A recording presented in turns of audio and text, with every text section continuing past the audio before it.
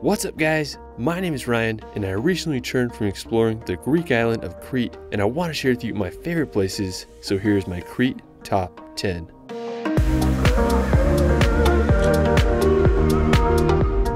Located in the Mediterranean Sea, Crete is the biggest island in Greece. From towering mountains, historic cities, and prime cliff jumping spots, Crete has so many incredible places to visit. Let's start this video off at Chania. Located on the northwestern side of the island, Chania is a scenic city full of history and beautiful architecture. If you're flying into Crete or also taking a ferry, Chania is a great option. The city dates back to 3000 BC, where ancient Minoans resided here. Throughout the centuries, it was ruled by Romans, Turks, and Venetians, and today it's one of Crete's most famous cities. What I particularly loved about Chania was its harbor. It's full of Venetian and Turkish architecture, and its crowning feature is the lighthouse that overlooks the sea. The original lighthouse was first constructed in the late 1500s by the Venetians, but after the Turks took over, it slowly degraded until it was restored by the Egyptians in 1824. There's a causeway to get out to the lighthouse, and it was just fun to walk on. I also really enjoyed exploring the boardwalk along the harbor. There was beautiful buildings and restaurants on the water, and it was just fun to check out. An incredible place to visit near Chania is Seitan Limania. It's located about a 30-minute drive from Chania, and it's this beautiful little beach situated at the bottom of this fjord-like cove. The hike down wasn't too bad. It took us about 10 minutes, and there were these super pretty pink flowers along the path. When we got down to the bottom, there was this little beach area, and the water was so freaking clear. I saw some people jumping off the cliffs, so I had to join. I swam over to the spot and had to climb up the rocks, and there was a few places you can jump from. The cliffs weren't too high, making it a perfect spot to throw some jumps and flips into the sea. After, I decided to go swimming in the cove, and the water was just so freaking clear. This beach was just so much fun, and it easily was one of my favorite places I visited during my time in Crete. After, we're going to head inland to visit Lake Kournas. When I think of Crete and just islands in general, lakes don't typically come to mind, but Lake Kournas was really something special. Located about a 45-minute drive from Chania, Lake Kournas is nestled at the base of the mountains, and it's the only freshwater lake in Crete. I mean, I couldn't believe the color of the lake. It had this light green color near the shore and then a dark blue towards the center. One of the most popular activities on the lake is renting a paddle boat to explore the water. I really enjoyed just walking along the shore and marveling at the beauty here.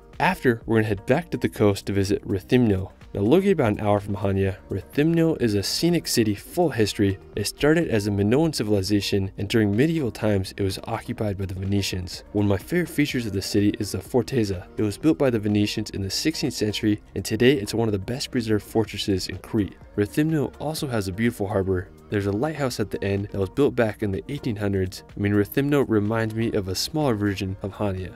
Now afterwards, we're going to visit Spinalonga. Located about an hour's drive from Heraklion, Spinalonga is an island that was turned into a fortress by the Venetians in the late 1500s. In the 20th century, the island was used as a leper colony until 1957. It was later abandoned, but today it's one of Crete's more popular attractions. You can reach Spinalonga by taking a boat ride from nearby cities such as Plaka. I mean, I just can't believe the fortified walls that surround the island. I mean, I definitely would have felt protected here during medieval times. A beautiful town nearby is Agios, Nikolaos. It's located about 30 minutes south, and it's this really scenic port town, and one of my favorite features of it is this little lake that connects to the sea. After, we're going to head to the southern side of Crete to visit Preveli Beach. Located about an hour and a half drive from Chania, this is one of the most unique beaches in Crete. You can access the beach from two ways. On the western side, there's a good parking lot, and it's a steep walk down with about 400 stairs. Or you could also go to the eastern side, and it's an easier walk to the beach. Now, what I think is so interesting about the area is the palm forest. It's in this gorge behind the beach and just lines the river that flows into the sea.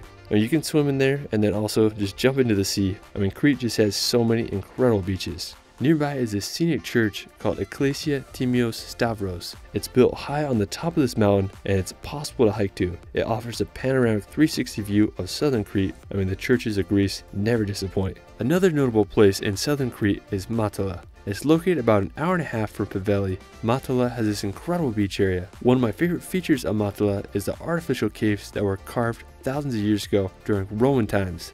It's believed that people either lived in the caves or they were also tombs. During the 1960s, the caves became a popular place for the hippies to live. Now today, you can explore the caves for yourself or just relax on the beach. I mean, it's such a unique place. Now, if you really want to go on an adventure, you can visit the small island of Gavdos. It's the southernmost island in Greece and also the most southern point in Europe if you exclude places like the Canary Islands. To reach Gavdos, you can get there by ferry from either the town of Poliakora or Hora Sfakian. and it takes about 2 to 4 hours to reach the island depending where you depart from. Probably the most famous place on the island is Cape Tripiti. It's the southernmost point in Greece, and it has this rock arches you can kayak through. There's also this giant chair that marks the most southern point in Europe. You can reach Cape Tripiti by making an hour hike from the neighboring village. While this place is very remote, it's worth the effort to get there. After, we're going to head back to mainland Greece to visit another somewhat remote place called Lutro. Now, located on the southwestern side of the island, Lutro is this beautiful little village that can only be accessed by boat or foot.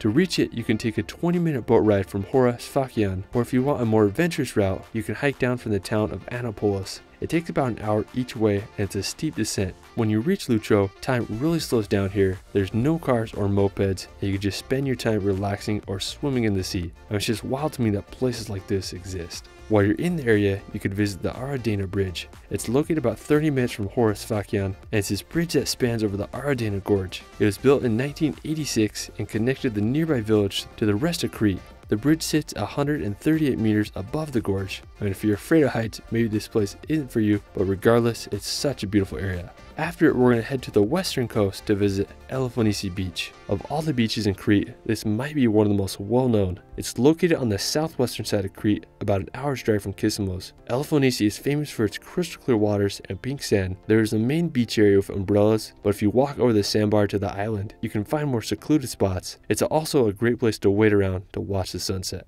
After it, we're going to head up the coast to visit Falasarna Beach. Located about 20 minutes from Kissamos, Falasarna has been named one of the best beaches in Crete, and after visiting it, I understand why. There's a log beach area and the water is just so clear, it's a perfect place to relax and enjoy the sea. I had a good time just chilling and exploring the area. If you love beaches and you're on the western side of Crete, you gotta give Falasarna a visit. For our final destination, we're going to visit Balos Beach. This was one of the main reasons I wanted to come to Crete, and it didn't disappoint. It's a somewhat remote beach area that can only be accessed by boat or foot. Now, to get there, we drove on this dirt road that rides up this narrow peninsula. It's about a 40-minute drive from the nearby town of Kissamos. There's a parking lot, and we started the hike. It's a downhill climb to the beach, and you get astounding views of the water on the way down. It took us about 20 minutes to get down to the beach area, and we saw a few goats along the way. I mean, there was tons of places to relax on the beach. We found this secluded spot, and I decided to go for a swim. I mean, I couldn't believe the clarity of the water. It didn't get too deep, and it was just so nice to swim around. If you do take a boat here, you can explore the other nearby islands such as Gavdos.